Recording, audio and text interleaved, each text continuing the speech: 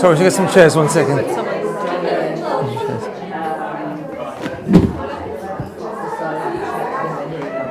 Do we need some more chairs?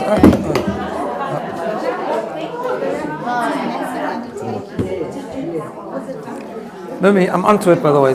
Someone's going to get back to me. Do you want? Okay. No, I'm onto the request. Do you want me to wait back or not? No, I don't know yet. But I'll get back to you soon. Yeah, no problem. No problem.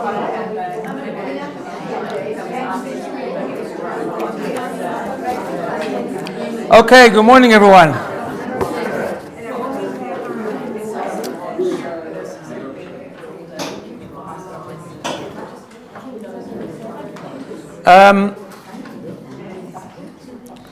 So we're week 2 of looking at the Let Them theory by Mel Robbins.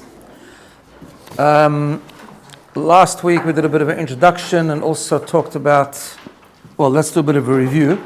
So we talked about just generally the inspiration of the message that this change took place much later in life, and that's an inspiring message for everyone, never too late to grow or to learn. But we focused on the first rule, which is the subject of a previous book, which is the story of the 5-second rule and the power of action, right? Action propels a person into a different emotional state. That type of growth is hard, grueling, as she puts it, but we know that it can happen and we can change. And then what she said was that that was for herself, but she needed to change the way she looked at her relationship with other people, and that was where the Let Them theory came in. I just want to break this down a little bit. We did that last week where we talked about the idea of freedom, and we're going to talk about it more today, of having purpose, but also the commitment to be able to grow, to put in the work. Thank you. Something I didn't say last week, I just want to share with you. I probably shared this years ago, but there's an expression in the Talmud that talks about the importance of hard work, and it says, the context is particularly with regard to learning and Torah study, but it's applicable to everything. And there's a nice little passage where it says, if someone tells you they put in the work and didn't succeed, don't believe them. If they say they didn't put in the work and did succeed, also don't believe them. Right? If they say, Yagati umatzati, I put in the work and I found success, believe them. Right? But there's an extra nuance in that whole expression, and that is the following. The expression in Hebrew there is, Yagati, I put in the work, umatzati, and I found success. Now, it's interesting because the word matzati, it's related to, it became a little bit of a Yiddish word. You know when you go and you go into a store and you say, I found a matzia. You know what that means? Yeah. Right? Exactly. A matzia means something that you didn't expect, something that, sorry? A blessing. Almost a blessing, but something unexpected, right? So therefore the question here is, the whole point of the phrase is to tell you that if you put in work, you will succeed. So matzati is the wrong word. Matzati means I found something I didn't work for, right? You walk on the street. In fact, in the Talmud, the word matzia is mentioned in context of finding something in the street that you didn't, and when you do have to return it, when you don't have to return it, and things like that, then it's called a matzia, where you find something you didn't know was there, right? Which is contrary to the concept of putting in the work and finding something that you earned, right? And the Lubavitcher Rebbe once explained a beautiful thing. He says, you have to understand that success will never come without work. But the way God does it for us is that when we put in the effort, the success that we find is actually disproportionate to the effort we put in. So it's like a mitzvah. It's like a mitzvah, but it's a mitzvah that won't happen unless you put in the work.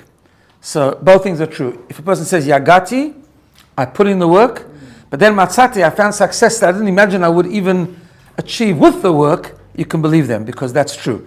The more work you put in, the success you get is disproportionate to the work you put in, which is a great model. So we talked also last week about the power of doing, right? Which in Judaism is a very, very strong concept. Action changes the heart, we said. And the power of action. And then we moved on to the power of thinking. Because, as we said last week, we reminded ourselves that there's 3 layers of the human being.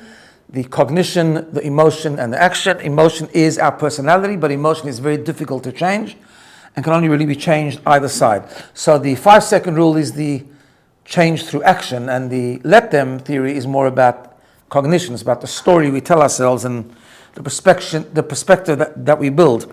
And just we digressed last week when we talked about that lady Debbie Ellis who presented about REBT, Rational Emotive Behavioral Therapy, where her main theory is very in line with the Jewish thinking, and that is that it's not the event that causes your reaction or your state of mind or emotion, it's the story that we tell ourselves, and that's we need to really absorb that. Of course, that story that we tell ourselves, when we use a Jewish perspective, is even stronger because we have things like emunah, things like hashgacha pratit, and so on and so forth. I was going to tell you the story last week. Before we get into today, I'll just share with you about the story we tell ourselves, right? And especially from a Jewish perspective, is the famous story of Rabbi Akiva.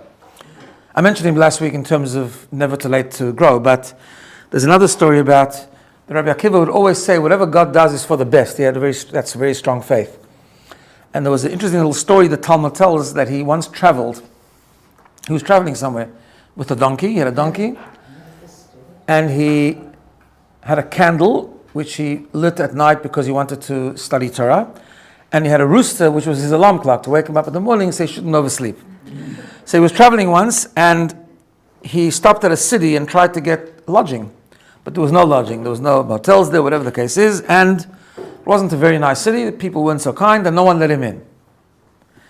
So he was stranded, basically, right? So he said, doesn't matter, whatever God does is for the good. So he went and found himself a place in the woods and he set up for the night. When he did that, a wind came suddenly. He'd lit his candle somehow with a great effort, and a wind came and extinguished the candle. No, everything God does is for the good. That's a story he told himself. Then a lion appeared, that's what the Talmud says, and killed his donkey. And then a very big cat came and devoured his rooster. And he was completely, right? And he just kept calm and he just said, everything's for a reason, whatever God does is for the good. In the morning, he woke up and he discovered that a band of robbers had attacked the town during the night, mercilessly killing people, right? And stealing their money and so on. And then they escaped into the forest. And he realized that, first of all, had he slept there, he'd be one of the victims. Had his candle been burning, they would have seen him. Had his donkey or rooster been alive, they would have made noises, would have attracted attention. So God had a plan to save him completely from the disaster, and therefore that was the thing. You have to be on Rabbi Akiva's level to really be like that, but the idea is there. The idea that we all work on is to understand the story we tell ourselves, and with a Jewish addition of faith and everything happens for a reason and so on, it becomes even stronger. Okay. So that was a little bit we did last week. Now to get on to today, we're going to get on to the let them theory. It's got a lot of parts and we need to work through it slowly. But in chapter 1, Mel Robbins talks about the things that you can't control, right? That's the introduction to the whole theory. And she says, if you're struggling to change your life, achieve your goals, or feel happier, I want you to hear this. The problem isn't you. The problem is the power you unknowingly give to other people, which is, of course, true. She says we all do it without realizing it. We make the mistake of thinking, saying the right thing to someone else is going to get them satisfied. If you bend over backwards, your friend or your partner won't be disappointed. If you're friendly enough, your co-workers will like you. If you keep the peace, maybe your family will stop judging your choices. All that kind of thing. And that's her experience. She lived that and it didn't work for her. Right? She says what happens instead, you work harder, bend further and shrink yourself smaller, and still someone is disappointed. Still someone criticizes. Still you left feeling like no matter how hard you try, it's never enough. In other words, we always end up disappointing someone, or always end up people hurting us, right?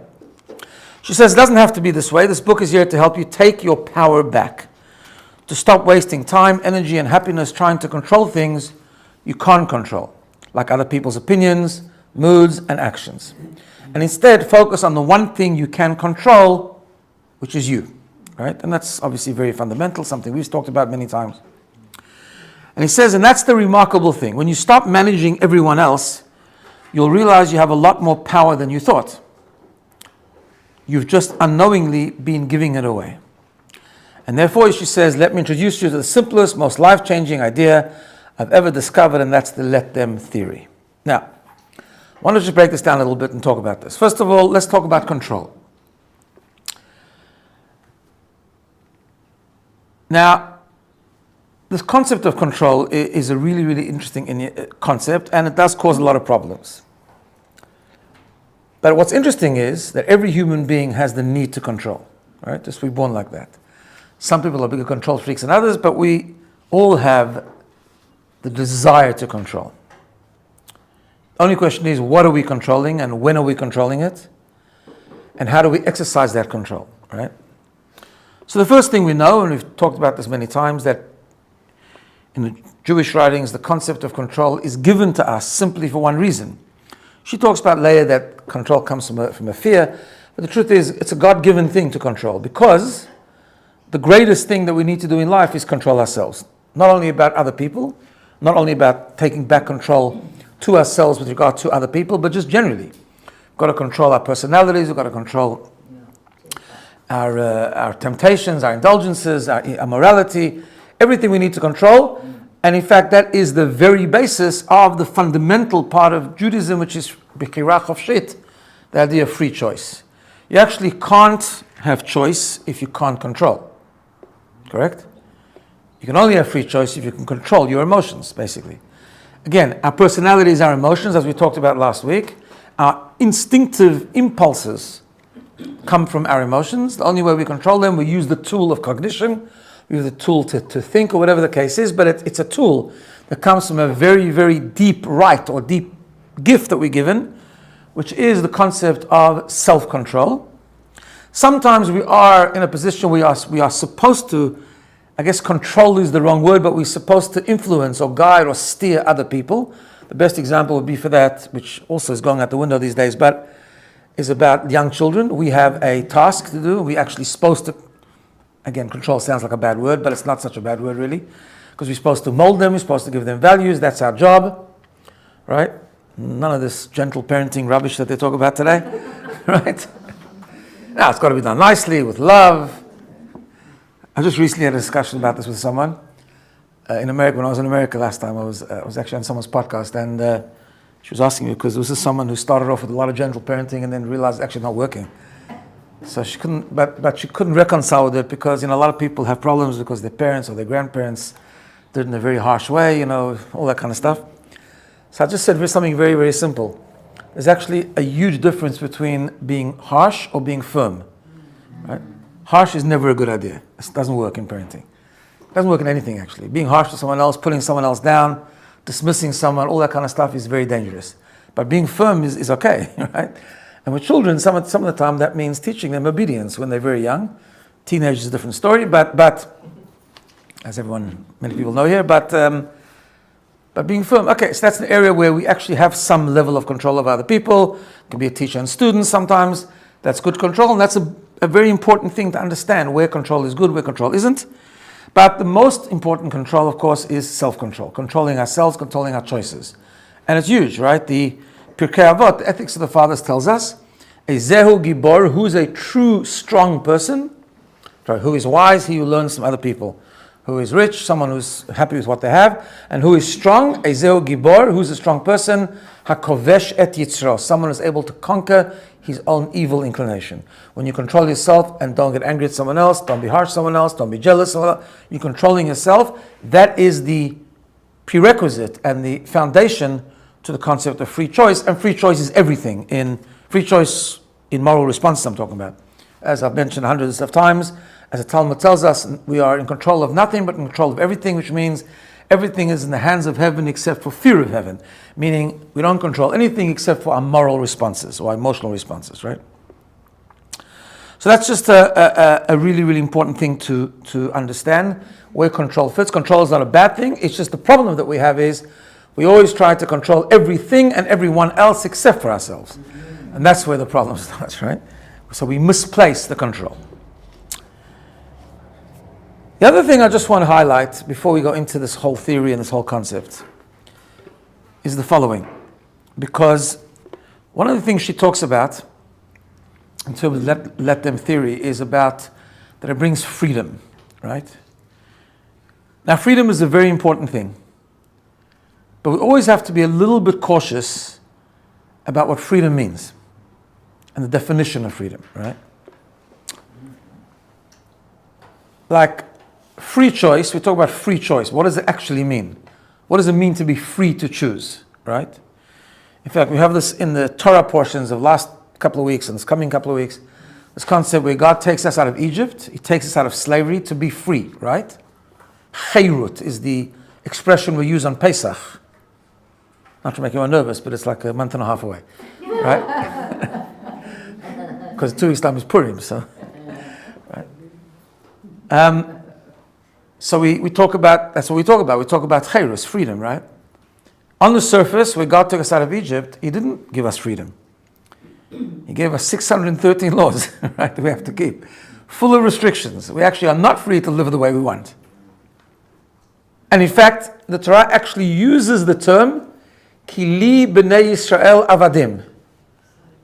That God took us out of slavery from Egypt and made us slaves, exactly. Servants, slaves, how you want to talk, right? So we are servants, we are subjected to Him, so to speak, right? We have this interesting thing actually about, I'll just mention it because it was last week's parasha, where there was this concept of a person who sells himself to Jewish slavery, like a Jew sells himself to another Jew, and he's like leased for 6 years in order to pay back his debts, whatever the case is. And that slave, after 6 years, is supposed to go free.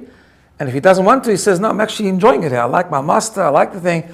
That he gets a little bit punished because he gets his ear pierced, whatever the case is, because it's a, why? Why is he punished? Because the Torah says, and Rashi brings it down, that the ear that heard at Har Sinai, it heard at Mount Sinai, that you are slaves to me, and now you went and became a slave to someone else, that's not a good thing, right? So what does all this mean?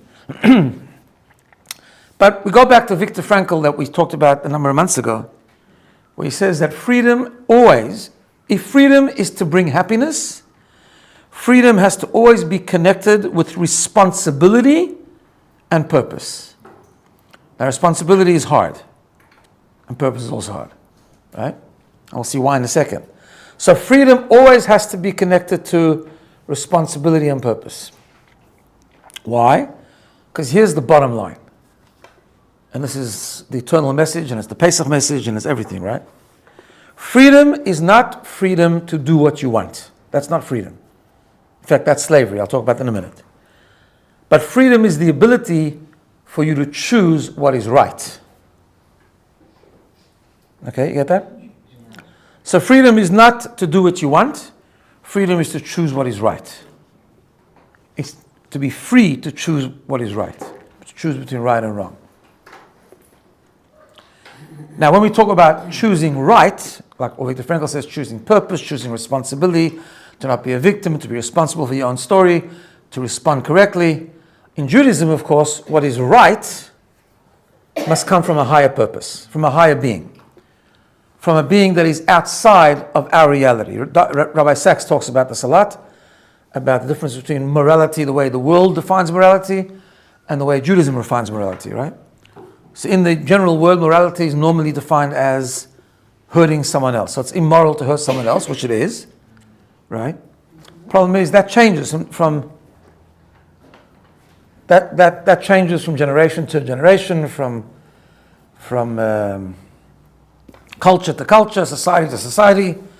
Right? What is considered moral one generation is not considered the other generation, and so on and so forth, because it's a morality which is created from within the system.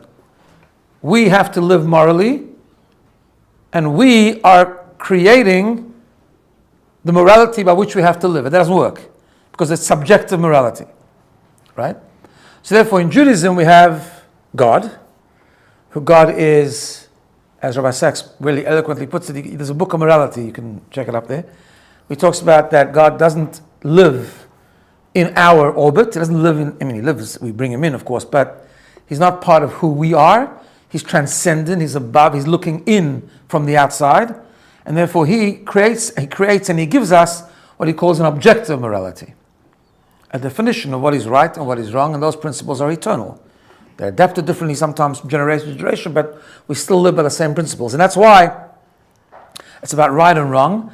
And that goes down to freedom. And that's when God took us out of Egypt. And yes, He made us slaves to Him. Being slave to Him is not slavery. Being slaves to Him is freedom.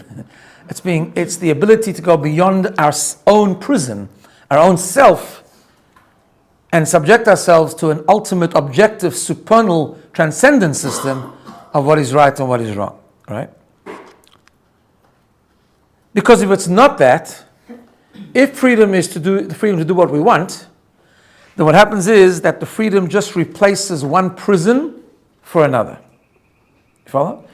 And this is important to bear in mind when we go through this book. She's obviously not particularly religious, she doesn't talk about this much, but the concept is that when you free yourself from the prison of others imprisoning you, by being imprisoned to other people's thoughts, opinions, perspectives, perceptions, and so on and so forth, but you gain a freedom then just to do whatever you want, you've replaced one prison for another.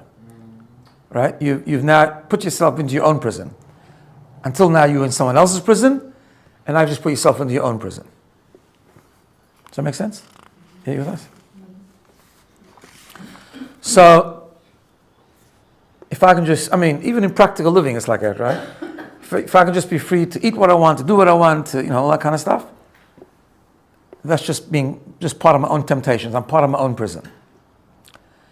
Because where this comes in practically, I'll give you a couple of examples. First of all, even when you do, and we'll talk about this in different scenarios over the coming weeks, so she goes, I think, through 8 different scenarios, whatever the case is, but even if you free yourself and you're not prison, you're not defined by the perception of other people, right?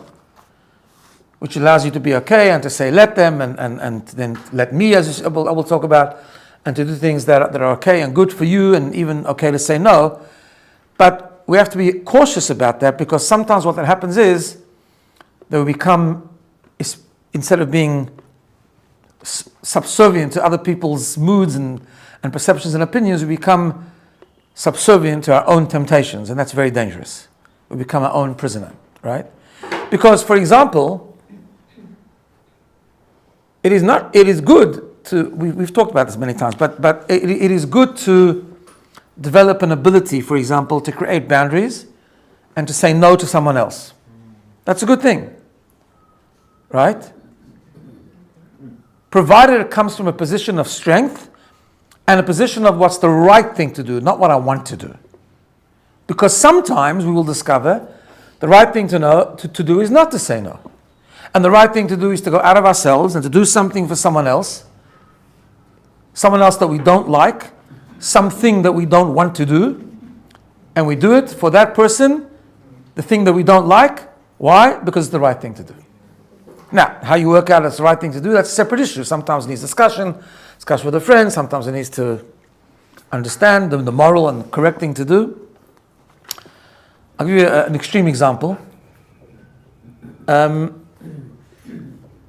was actually quite shocked how much this happens. A number of months ago I went to the worldwide conference, the Kinus HaShluchim, the Kinus in New York. And on the day that they have workshops, they have different streams, and I was helping out in the stream that has to do with well-being and mental health, things like that. So I spoke a few times that day, and I talked about this idea a lot about having healing when people go through trouble and need to sort of. I gave examples like trouble people have with parents, things like that. They need to go through a healing process, and sometimes it means creating boundaries, but you also have to remember to do the right thing. Honoring parents, for example, is a mitzvah, and you can't just cut off, right? And I discovered this phenomenon. I don't know how much it happens in Australia, although I do know it does happen because I've been in discussion with people about it. This concept that in the world of therapy is quite common now, where a modality of therapy is what they call parent alienation, right? Which is actually shocking. It's terrible.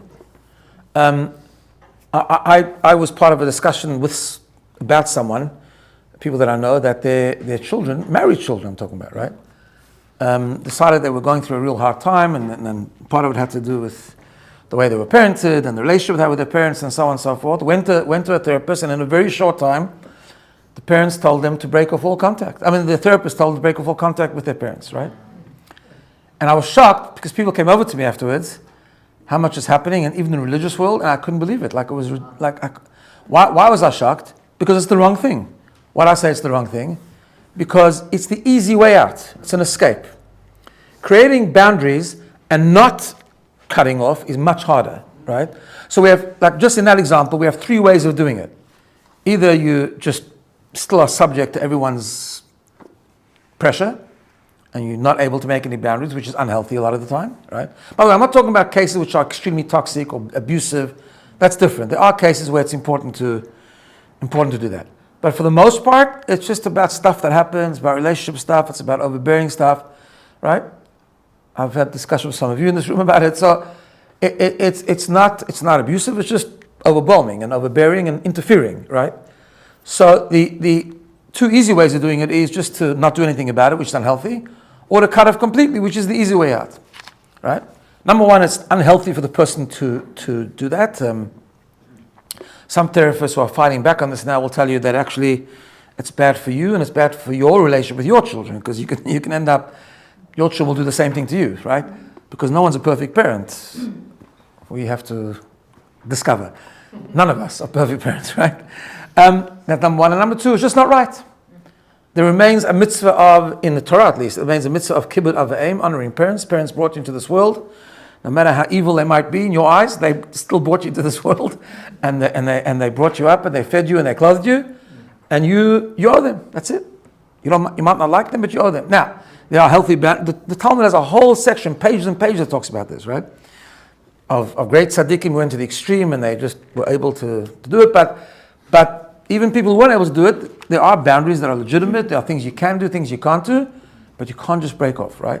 In other words, you can't just say, let me, all the time. And we'll talk about the let me theory as it goes on. But I'm just mentioning it now because we're about to enter into a discussion about freedom. And freedom is really important, but you have to be careful that the freedom is not a mask for self-imprisonment, right? It's a very, very different thing. Freedom is being free, having strength, not being defined by others, being defined by yourself, being defined by your own morality, being defined by the ability to do the right thing, and being defined by the ability to make the choice between right and wrong. And sometimes being right is difficult. And sometimes doing the right thing means you have to go out of your way. And it means you have to engage with those very people who you said let them. With those very people who you said let them do what they want, but you still have to do the right thing. Sometimes. And again, not always. It depends on the situation. So I just wanted to bring it up because I think it's an important thing to bear in mind from a Jewish perspective of being careful through this process. So, what does it look like? So she starts off the chapter about let them with these words. That's why I brought this up. She says the let them theory is about freedom. Okay, now again, just be careful what freedom means. And it says the two simple words let them will free you from the burden of trying to manage other people. When you stop obsessing over what other people think, say, or do, you finally have the energy to focus on your life. You stop reacting and start living. Now that is an unbelievably true statement, right? We should never define ourselves by other people.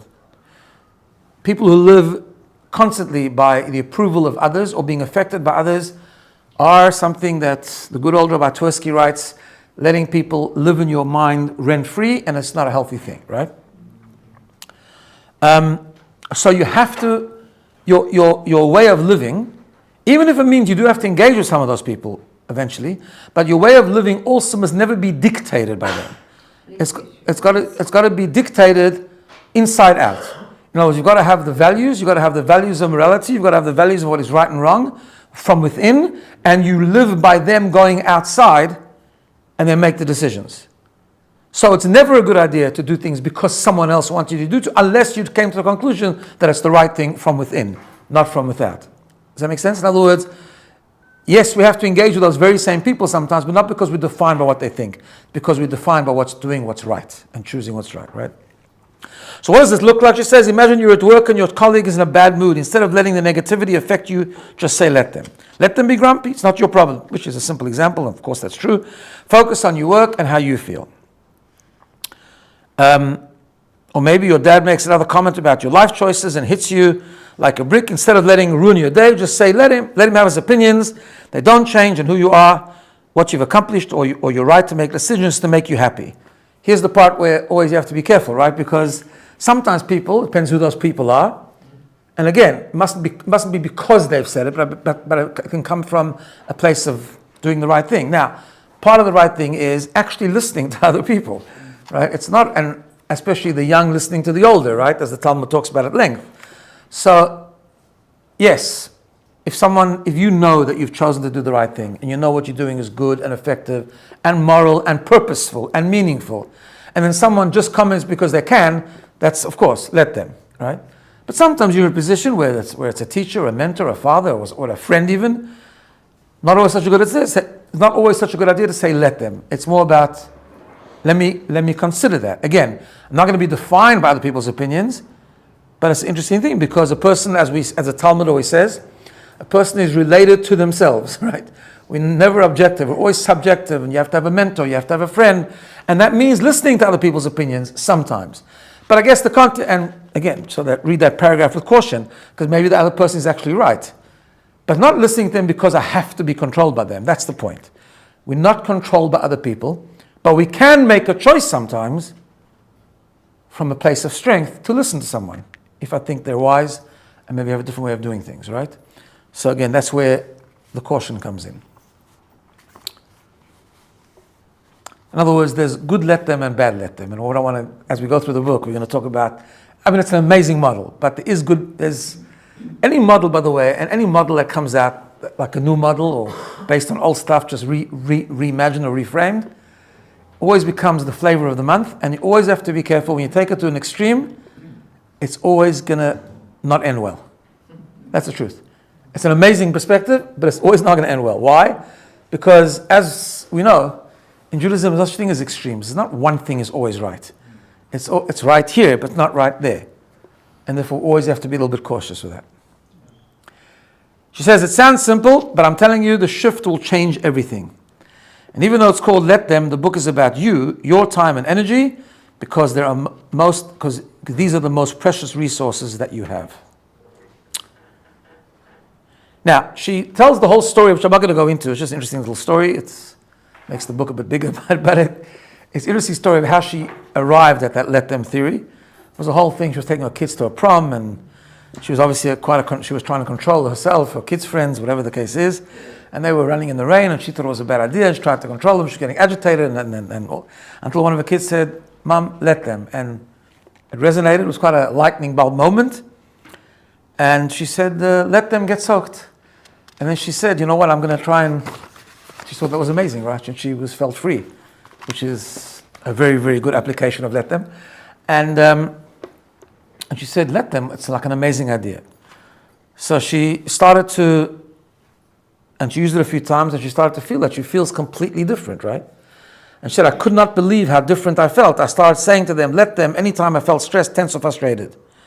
And I realized it was almost always regarding other people. So in other words, that is true. A lot of our anxiety, a lot of our stress, a lot of our sadness, a lot of our hurt, a lot of our jealousy, it always comes, almost, a lot of the time comes from other people.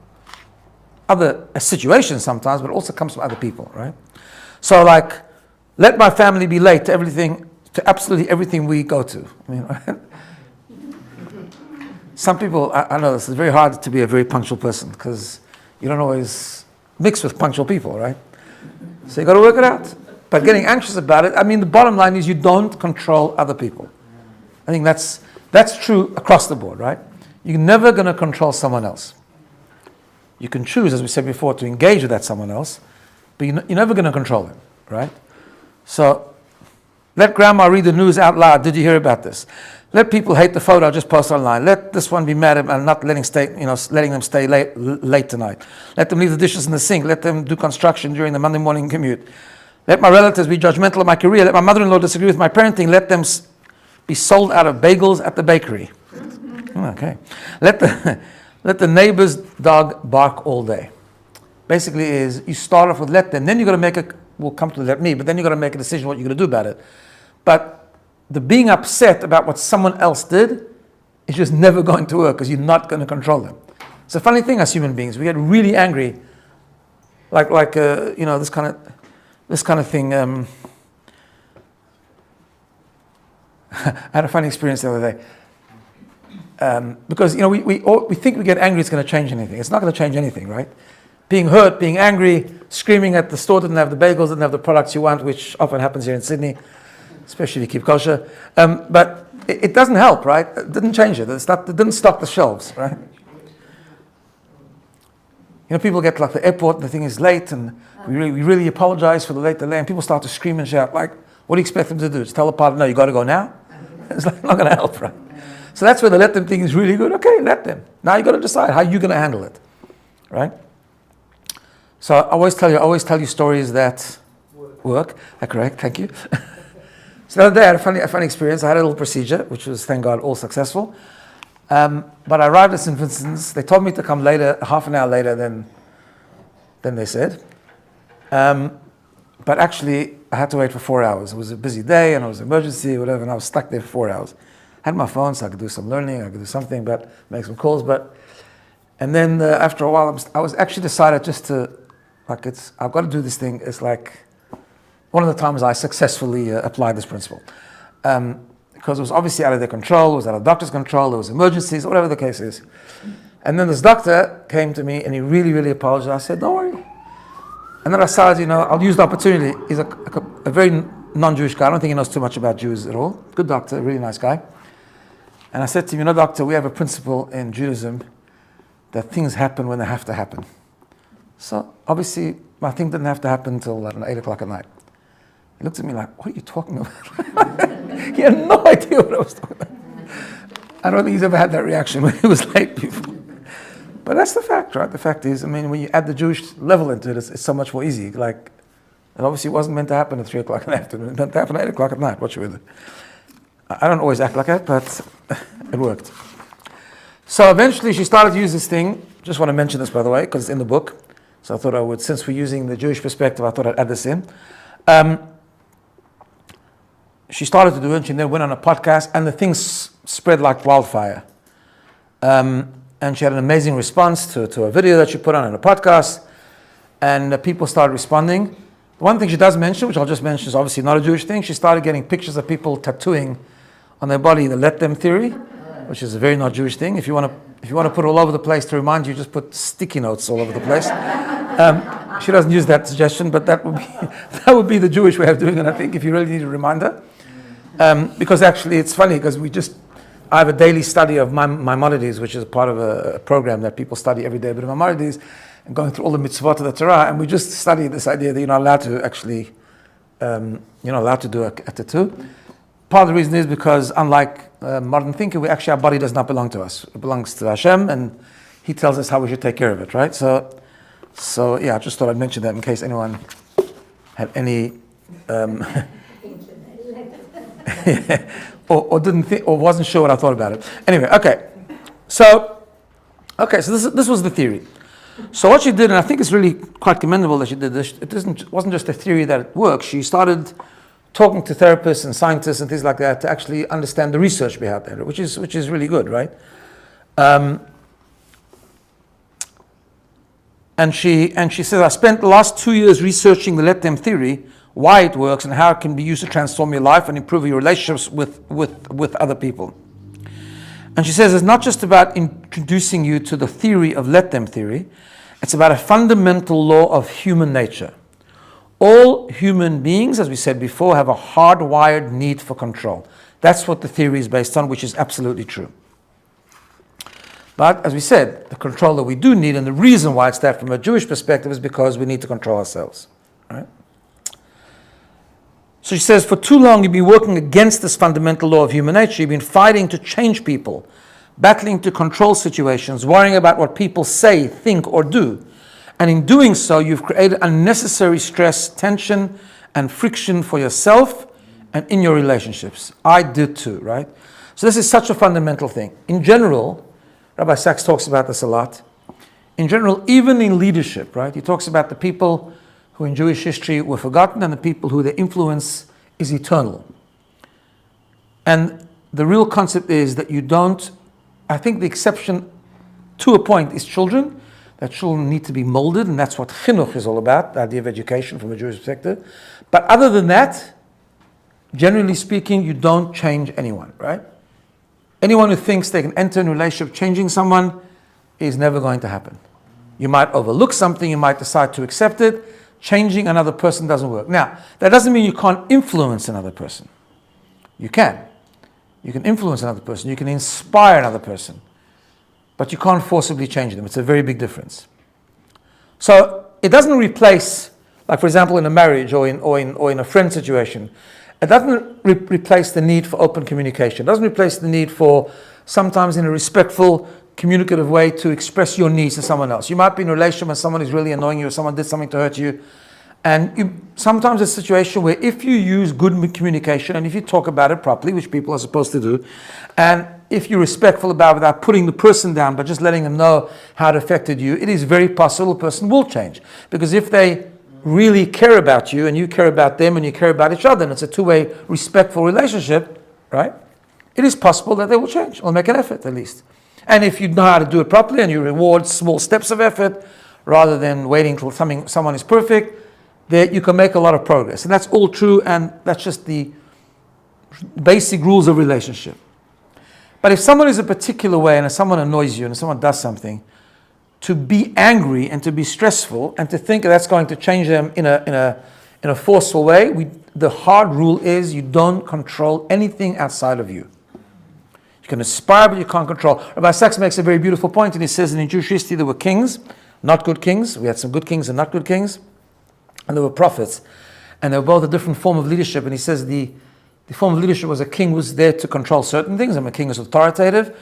Prophets were there to inspire, to talk to the masses and give the word of God and to inspire them, right? And what's interesting is, if I told you some names of prophets, you would know who they are. But if I told you some names of kings, you wouldn't know who they are, because they don't live on. Control doesn't live on. Sometimes it has a place. I mean, there's got to be someone in charge. Someone's got to be the boss. But that's not a leadership that actually lasts. It's not embedded. It doesn't actually have a power to it. But the power really is to inspire, and we can inspire people. I just saw a beautiful story yesterday, by the way, just about inspiring, from many of you know him. He's been here before, about Label Wolf. Just the power of inspiration, because the power of inspiration does actually work. So he said that he had quite an amazing relationship with the Lubavitcher Rebbe back in the day. Like the Rebbe took a very big interest in him and guided him among things. So when he got married, he worked in Australia most of his life, but he's Australian, but he worked in America on a campus. They have these Hillel foundations on different campuses in the States, and this was before the Chabad houses on campus, and this was way, way, way early. And he got posted on a campus where there were 7,000 Jews. 7,000 Jews, right? And he's thinking to himself, and they've encouraged him to take up the post and everything. So he's thinking to himself, how do I influence, how do I inspire, how do I create change in a positive way with 7,000 people, right? And there's also a difference between, sometimes people want to control big things. And so he went into the Rebbe, he had a private audience, and one of his questions to the Rebbe was, how am I supposed to have an impact or influence 7,000 people? So the Rebbe told him, you mustn't influence 7,000 people. You must influence 7 people. To a point where they will then, each one will go on and inspire another 7 people in the same way. And that will be a ripple effect. So just the interesting thing about inspiration, if it's done in an inspiring way, and if it's done in a proper way, then it can actually have a ripple effect. Not only can it be effective, it can be effective on an ongoing basis. And like Rabbi Sachs says, that influence the prophets has on the people in their time then continued on eternally to people beyond their generation. So the idea of the let them theory, number one, fundamentally, is taking back control, right? Remembering that we just cannot control anyone, and being obsessed with the anger and the frustration and the anxiety, the hurt, whatever the case might be, is only going to do nothing. It's going to just make you upset. It won't change anything, which is the first point to let them. Let them is a release of control, right? It's a release of control. Let them. That's what they did. That's what they did. I have nothing to do with that. It's a declaration. That's an interesting thing. The book is very much based on expressing that, of actually saying the word let them. And saying the word let them actually releases some stress, right? And that's in line with a very Jewish idea, the power of speech. We know that when God created the world, He created with speech, right? The word for speech in Hebrew is dibur. Dibur comes from the word davar. Davar means a thing. When you speak, you actually create a reality. We know this in the positive and the negative, right? I've told you the story of the Baal Shem Tov, who once in shul in the morning, someone got very angry and screamed out to his friend. I don't know what, this must be some sort of ancient spiritual threat or something. And he said to him, I'm going to tear you up like a fish. A fish is easy to tear more than meat. So I'm going to tear you up like a fish.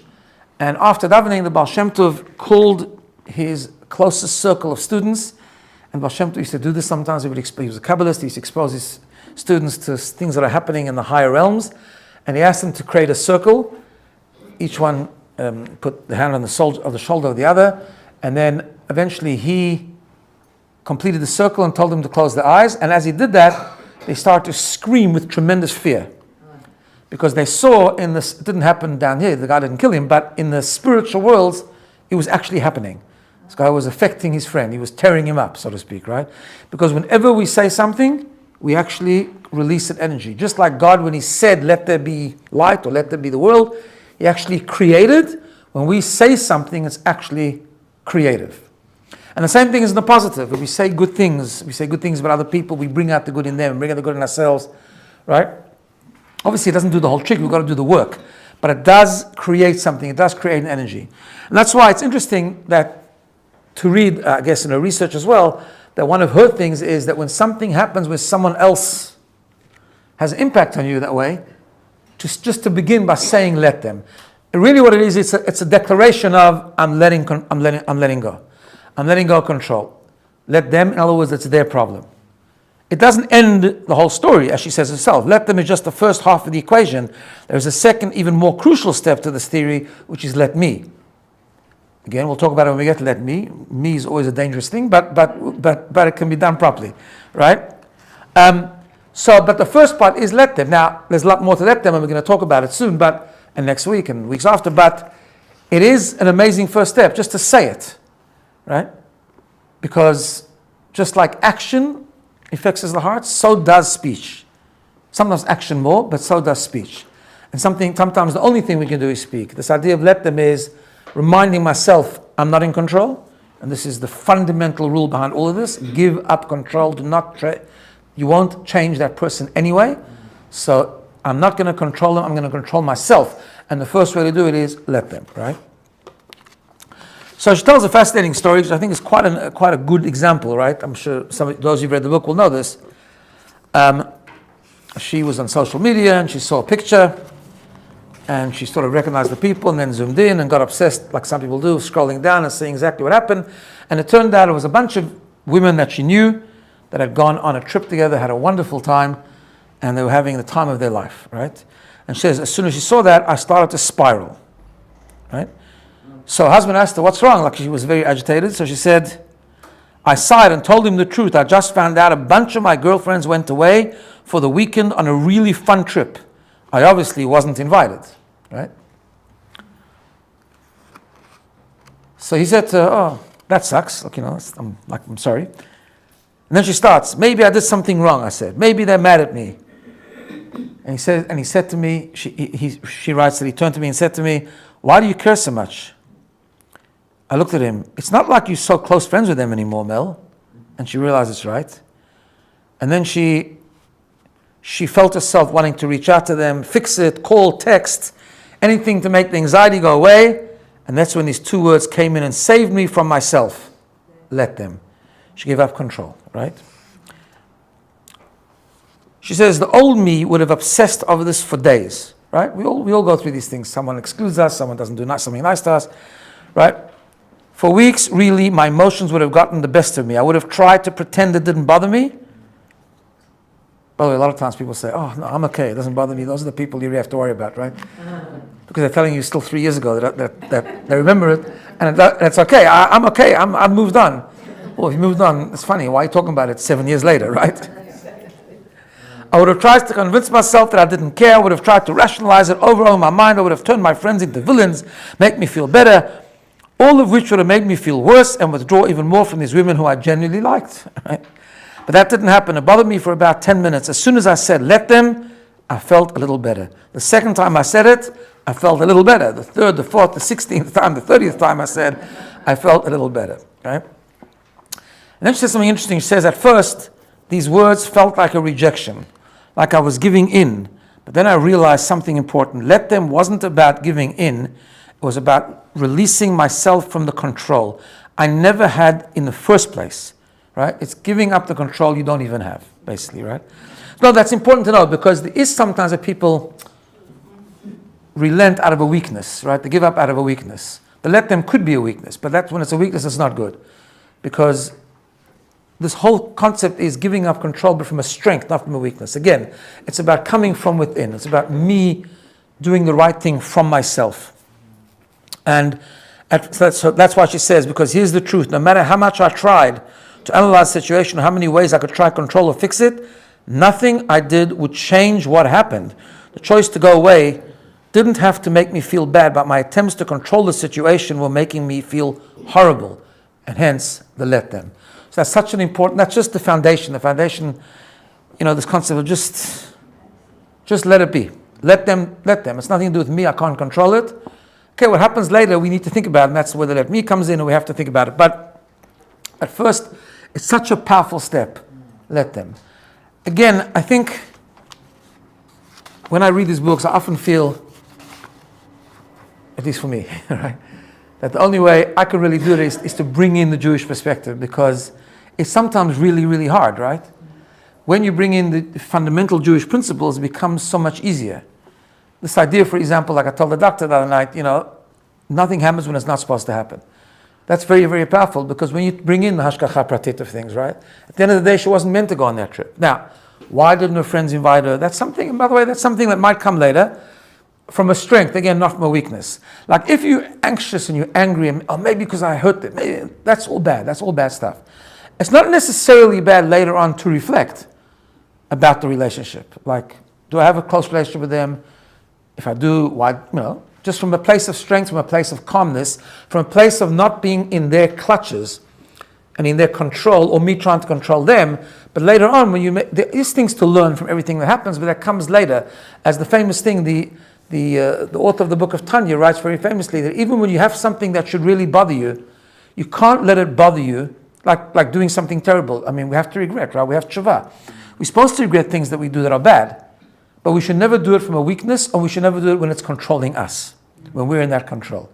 So even in the story, I don't know what we're going to see later in the book, how it plays out, but even if maybe she had done something wrong to them, it wouldn't be the place. The first step would be let them. Like, I'm not going to control them, they're not going to control me. It happened and that's it. I'm done. Right? And it's very empowering. I'm letting go of control. There might be a place later on in that story to reflect from a place of strength and calmness, where I can learn something and maybe do something different in the future, or maybe not. Maybe it just was their thing. I wasn't that close to them anyways. I'm not part of that circle. That's fine. It's all good. And I wasn't meant to be there. Hashgacha pratit, right? So it helps us. All these things help. So all these things can come later, and they help and they strengthen. But the first step is I got to let go of that control.